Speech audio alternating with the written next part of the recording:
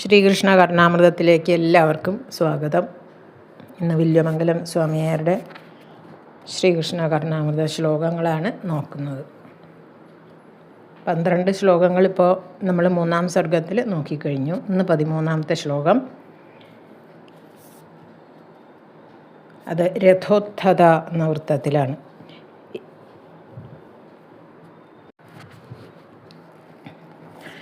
ഘോഷയോഷിതനുഗീതയൗവനം കോമളസ്വനിതവേണുനിസ്വനം സാരഭൂതമഭിരാമസമ്പദാം ധാമതാമരസലോചനം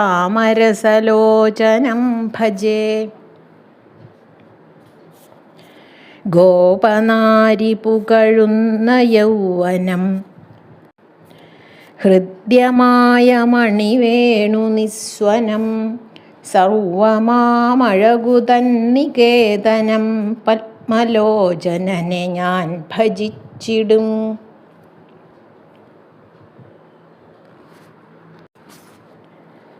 ഗോപസ്ത്രീകളാൽ പാടിപ്പുകഴ്ത്തപ്പെട്ട യൗവനത്തോടു കൂടിയവനും വൃന്ദാവനത്തിലെ ഇടയച്ചേരിയിൽ വസിക്കുന്ന ഗോപനാരിമാരാൽ ഗാനം ചെയ്യപ്പെട്ട യൗവനത്തോടു കൂടിയവൻ എന്ന്. അങ്ങനെയുള്ളവനും മധുരമായി വേണുനാദം പൊഴിക്കുന്നതും അതുപോലെ സമ്പത്തുക്കളുടെ കാതലായിട്ടുള്ളവനും മധുരമധുരമായി ഓടക്കുഴൽ വിളിക്കുന്നവനും അതുപോലെ സൗന്ദര്യ സമ്പൽ സർവസ്വവും പത്മലോചനനും താമരക്കണ്ണനും ഒക്കെയായ ആ തേജസ്സിനെ ഞാൻ ഭജിക്കുന്നു, ആ ശ്രീകൃഷ്ണനെ ഞാൻ ഭജിക്കുന്നു എന്നാണ് ഇതിൽ വില്വമംഗലം പറയണത്. ഓരോ ശ്ലോകത്തിലും ഇപ്പം ഈ ശ്രീകൃഷ്ണൻ്റെ ആ ഓമന സ്വരൂപത്തിനെ പുകഴ്ത്തി അങ്ങനെ ഭജിക്കുകയാണ് ഇപ്പോൾ സ്വാമിയാർ ചെയ്യണത്. അടുത്ത ശ്ലോകവും ഇതേപോലെ തന്നെ അത് നോക്കാം. ലീലയാലളിതയാവലംബിതം മൂലഗേഹമിവ മൂർത്തിസമ്പദാം നീലനീരദവിലാസവിഭ്രമം ബാലമേവ വയമാദ്രിയാമഹേ. ഇതും രഥോത്ഥത വൃത്തത്തിലാണ്. സർവലോകരമണീയ കാരണം കേളിയായി ഒരുമിച്ചു ചേർത്ത പോൽ നീലനീരദ നിറം കലർന്നൊരാഗോപബാലകനെ ആശ്രയിപ്പു ഞാൻ.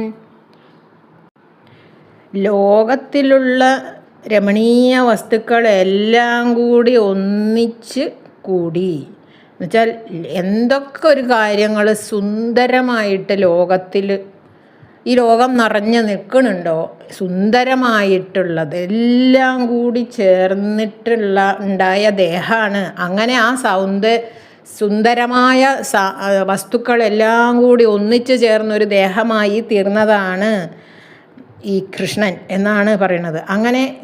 അങ്ങനെ ദേഹം പൂണ്ട് ഈ ക്രീഡിക്കാനായിട്ട് വൃന്ദാവനത്തിൽ വന്നിരിക്കുകയാണോ എന്ന് തോന്നൂത്രേ.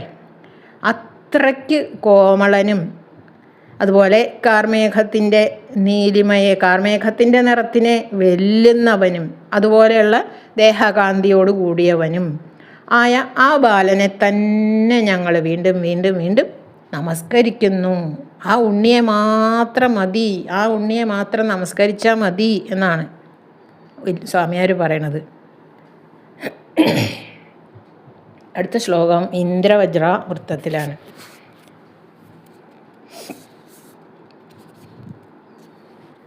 വന്ദേ മുരാരേശ്ചരണാരവിന്ദദ്വന്ദ്വം ദയാദർശിതശൈശവസ്യ വന്ദാരുവൃന്ദാരകവൃന്ദമൗലിമന്ദാരമാലാവിനിമർദ്ദചാരു പാദത്തിൽ വന്ദിക്കവെ ദേവർ ചൂടും മന്ദാര പുഷ്പങ്ങൾ തൊടുന്നതാലേ അസ്വസ്ഥമാകും ശിശുപാദപത്മം വന്ദിപ്പു ഞാൻ ദർശനമെത്ര പുണ്യം.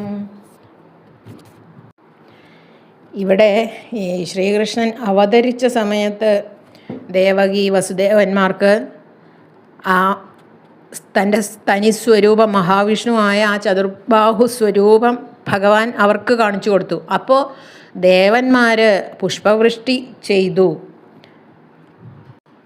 ഭഗവാന്റെ പാദപത്മത്തിൽ പുഷ്പവൃഷ്ടി ചെയ്തു എന്നാണ് പറയുന്നത്. ആ സന്ദർഭമാണ് ഇതിൽ അനുസ്മരിക്കുന്നത് സ്വാമിയാർ. ദേവകി വസുദേവന്മാരോടുള്ള ആ ദയ കൊണ്ട് അവരുടെ മകനായി ബാലസ്വരൂപം സ്വീകരിച്ചവനും ആ സമയത്ത് ചതുർബാഹു സ്വരൂപനായി അവർക്ക് ദർശനം കൊടുത്തപ്പോൾ വന്ദിക്കുന്ന ദേവന്മാരെ മുടിയിൽ മന്ദാരപ്പൂമാല അല്ലെങ്കിൽ കൽപ്പകവൃക്ഷത്തിൻ്റെ മാല ചൂടിയിട്ടുണ്ടാവും അത്രേ. അപ്പോൾ ആ മാലകൾ ഭഗവാന്റെ പാദത്തിൽ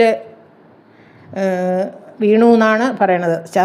വെച്ചാൽ ഇവരുടെ മാല നമസ്കരിക്കുമ്പോൾ ഭഗവാന്റെ പാദത്തിൽ വീണ് അതുകൊണ്ട് അത്രയും ആ കൽപ്പക വൃക്ഷത്തിൻ്റെ മാലകൾ കൊണ്ട് അത്യന്തം മനോഹരമായി തീർന്ന ഭഗവാന്റെ ആ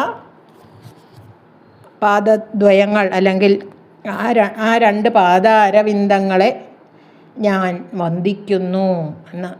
അദ്ദേഹം ലീലയാ മാനുഷവേഷം ധരിച്ചതാണ്. പണ്ട്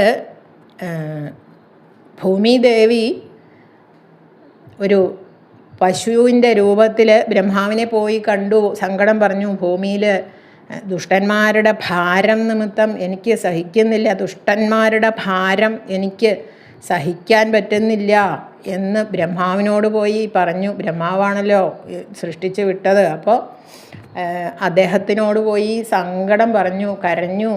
അപ്പോൾ ബ്രഹ്മാവ് പറഞ്ഞു, നമുക്ക് മഹാവിഷ്ണുവിനെ പാലാഴിയിൽ പോയി ഭഗവാനെ കാണാം എന്ന് പറഞ്ഞപ്പോൾ ബ്രഹ്മാവും ഗോരൂപിണിയായ ഭൂമിദേവിയും അതുപോലെ മറ്റുള്ള എല്ലാ ദേവന്മാരും കൂടി അവിടെ പാലാഴിക്കരയിൽ പോയിട്ട് ഭഗവാനെ സ്തുതിച്ചപ്പോൾ ഭഗവാൻ പറഞ്ഞു, ഞാൻ തന്നെ അവതരിക്കാം, ഭൂമിയിൽ വന്ന് അവതരിക്കും. അന്ന് ഭൂമിദേവിയുടെ സങ്കടമെല്ലാം തീർക്കും എന്ന് ഭൂമിദേവിയെ ആശ്വസിപ്പിച്ച് പറഞ്ഞയച്ചു അല്ലേ ഇവർ സ്തുതിച്ചപ്പോൾ. അന്ന് പറഞ്ഞു ഋഷിമാരോട് ഗോക്കളായിട്ട് വൃന്ദാവനത്തിൽ അവതരിക്കണം എന്ന് പറഞ്ഞു. അതുപോലെ ശ്രുതിദേവതമാരാണ് ഗോപനാരിമാരായി വന്നത്. അങ്ങനെ ഓരോരുത്തരെ നിയോഗിച്ചു ഭഗവാൻ. ഇന്ന പോലെ ഇന്ന സ്ഥലത്ത് ഗോപന്മാരായിട്ട് ഇന്ന ആൾക്കാർ എന്നെല്ലാം ഭഗവാൻ തന്നെ നിയോഗിച്ചതാണ് അന്നുണ്ടായത്. അന്ന് ഭഗവാനോട് കൂടി ഉണ്ടായിരുന്നവരെല്ലാം ഭഗവാൻ നിയോഗിച്ചവരാണ്. അങ്ങനെ ഒരു ലീലയായിരുന്നു ഇവരെല്ലാവരും കൂടി. ഭഗവാൻ നായകൻ അല്ലേ. അങ്ങനെ ലീലയാ ബാലവേഷത്തെ സ്വീകരിച്ചു അല്ലെങ്കിൽ മാനുഷവേഷത്തെ സ്വീകരിച്ചു. അങ്ങനെ അന്ന് അങ്ങനെ ഉണ്ടായി എന്ന് വിചാരിച്ചിട്ട് എന്നും അങ്ങനെ ഉണ്ടാവില്ലല്ലോ എന്നാണ് വില്ലുമംഗലം പറയണത്. ഇനിയിപ്പോൾ അങ്ങനെയൊന്നും ഉണ്ടാവുമോ എന്ന് പറയാൻ പറ്റില്ലല്ലോ എന്ന്. അതാ ദ്വാപര യുഗത്തിൽ ഉണ്ടായിരുന്ന എല്ലാവരുടെയും അനുഗ്രഹം അല്ലേ. ഇപ്പം ഈ കലികാലത്തിൽ നമ്മൾക്ക് കിട്ടിയ ഭഗവാൻ തന്ന അനുഗ്രഹം എന്താ? നാമം ജപിച്ചാൽ മതി, എൻ്റെ നാമം ജപിച്ചാൽ മതി, നിങ്ങൾക്ക് എല്ലാ അനുഗ്രഹവും ഉണ്ടാവും. കാണാൻ പറ്റിയില്ലെങ്കിലും അതെ ആ ഒരു മനുഷ്യവേഷമോ ആ ബാലക്രീഡകളോ ഒന്നും നമുക്ക് കാണാൻ പറ്റിയില്ലെങ്കിലും എൻ്റെ നാമം ജപിച്ചോളൂ നിങ്ങൾ, അതിന് നാവ് വഴങ്ങണം. അതുതന്നെയാണ് പൂന്താനത്തിൻ്റെ ശ്രീകൃഷ്ണ കർണാമൃതത്തിൽ ഇപ്പം നാമാമൃതത്തിലും പറയണത്. നാമം ജപിക്കാൻ വേണ്ടി നാവ് ഒന്ന് അങ്ങോട്ട് ഒരു 10 മിനിറ്റ് എങ്കിലും മിനിമം വഴങ്ങണം. എന്നാൽ നമുക്ക് വലിയ ആപത്തുകൾ വരാനുള്ളത് ഈ കണ്ണിന്മേ കൊള്ളേണ്ടത് പുരുകത്തുമ്മേ തട്ടിപ്പോയി എന്നൊക്കെ നമ്മൾ കേൾക്കാറുണ്ടല്ലോ. അതുപോലെ എന്തായാലും ഇത്തിരിയൊക്കെ അനുഭവിക്കേണ്ടി വരും. പക്ഷേ ആ അനുഭവങ്ങളുടെ ദുഃഖങ്ങളുടെ ശക്തി കുറഞ്ഞു കിട്ടും ഭഗവാനെ സ്മരിച്ചുകൊണ്ടിരുന്ന. അത്രയേ ഉള്ളൂ. അടുത്ത ശ്ലോകം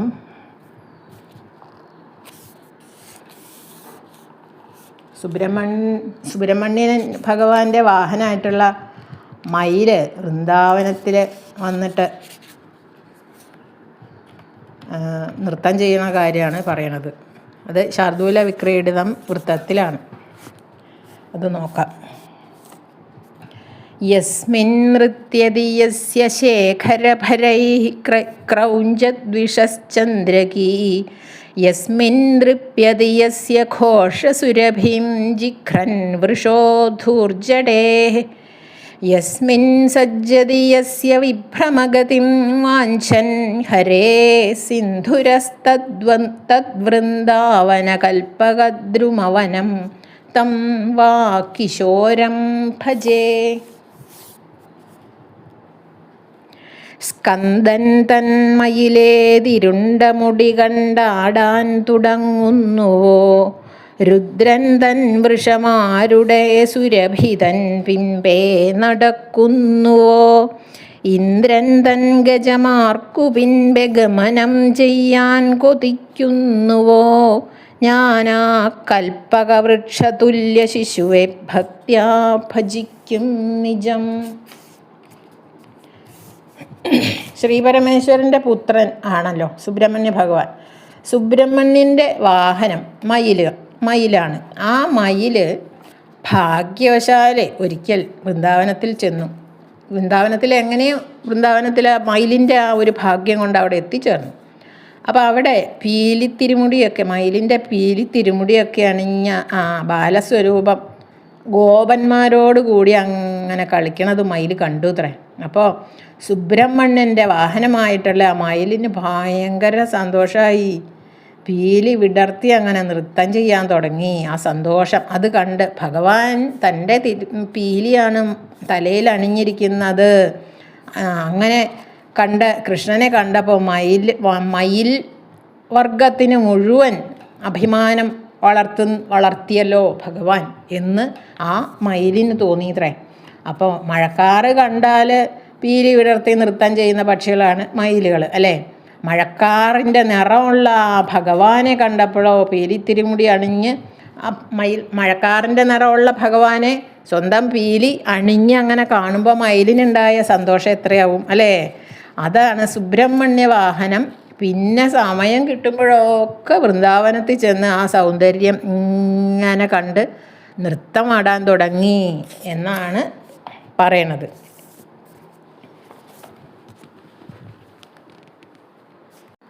അതുപോലെ തന്നെ ശ്രീപരമേശ്വരൻ്റെ വാഹനമാണ് വൃഷഭം അല്ലേ. അപ്പോൾ ആ കാളയും ഇടയ്ക്കൊക്കെ അമ്പാടിയിൽ തടിച്ചു കൊഴുത്തങ്ങനെ നടക്കണ ഒരു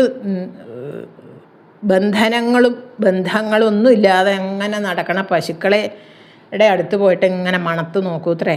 അങ്ങനെ മണത്ത് നോക്കി അഭിമാനം കൊള്ളാറുണ്ട് എന്നാണ് പറയുന്നത് ആ കാളകൾ. എന്താണെന്ന് വെച്ചാൽ ശ്രീകൃഷ്ണന് ഏറ്റവും ഇഷ്ടപ്പെട്ട ഈ കാമധേനുവിൻ്റെ വർഗത്തിൽപ്പെട്ടവനാണല്ലോ ഞാനും എന്ന് ആ കാളയ്ക്കൊരു അഭിമാനം തോന്നൂത്രേ.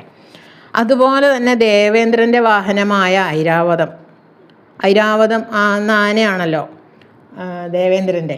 അത് ഇടയ്ക്കൊക്കെ വൃന്ദാവനത്തിൽ വരൂത്രേ. എന്നിട്ട് ശ്രീകൃഷ്ണൻ്റെ നടത്തത്തിൻ്റെ ചന്തം കണ്ട് അതുപോലെ അഴകിൽ നടക്കാൻ പഠിക്കണം എന്ന് വിചാരിച്ചിട്ട് ഇടയ്ക്ക് അത് കഴിഞ്ഞ ഏതോ ഒരു ശ്ലോകത്തിൽ ചൊല്ലിയിരുന്നു ഈ ഭഗവാന്റെ നടത്തത്തിൻ്റെ ആ ഒരു ചന്തം, ആനച്ചന്തം. ആന ഇവിടെ ഈ ഐരാവതം എന്ന ആന ശ്രീകൃഷ്ണൻ്റെ നടത്തം കണ്ടിട്ട് അതുപോലെ നടക്കാൻ പഠിക്കാൻ വേണ്ടിയിട്ട് വരികയാണ് വൃന്ദാവനത്തിലേക്ക് എന്നാണ് സ്വാമിയാരുടെ ഭാവന. നോക്കൂ, എന്തൊരു മനോഹരമായ ഭാവനയാണ് അല്ലേ. ഇങ്ങനെ സുബ്രഹ്മണ്യൻ്റെ വാഹനവും പരമേശ്വരൻ്റെ വാഹനവും ദേവേന്ദ്രൻ്റെ വാഹനവും വൃന്ദാവനത്തിലെ നിത്യ അതിഥികളായി തീർന്നിരിക്കുന്നു എന്നാണ് സ്വാമിയാർ പറയണത്. ആ ബാലഗോപാലൻ നിമിത്തം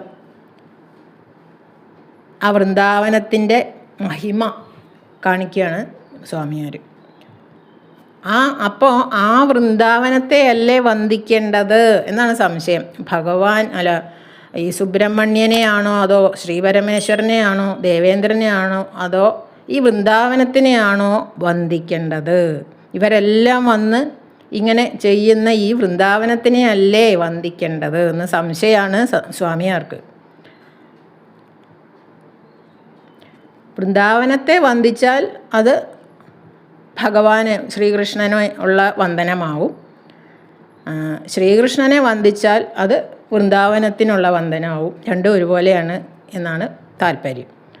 സുബ്രഹ്മണ്യൻ്റെയും പരമേശ്വരൻ്റെയും ദേവേന്ദ്രൻ്റെയും വാഹനങ്ങൾ വൃന്ദാവനത്തിൽ വരുമ്പോൾ ആ വാഹനങ്ങളിൽ ആ ദേവന്മാരുണ്ടാവുമല്ലോ എന്നാണ് പറയണത്. വൃന്ദാവനത്തെ വന്ദിച്ചാൽ ഇവരെ എല്ലാവരെയും വന്ദിച്ച ഒരു ഫലം കിട്ടും എന്നാണ് പറയുന്നത്. വൃന്ദാവനത്തെ അങ്ങോട്ട് വന്ദിച്ചാൽ ശ്രീകൃഷ്ണനെ വന്ദിച്ച ഫലം കിട്ടും. അതുപോലെ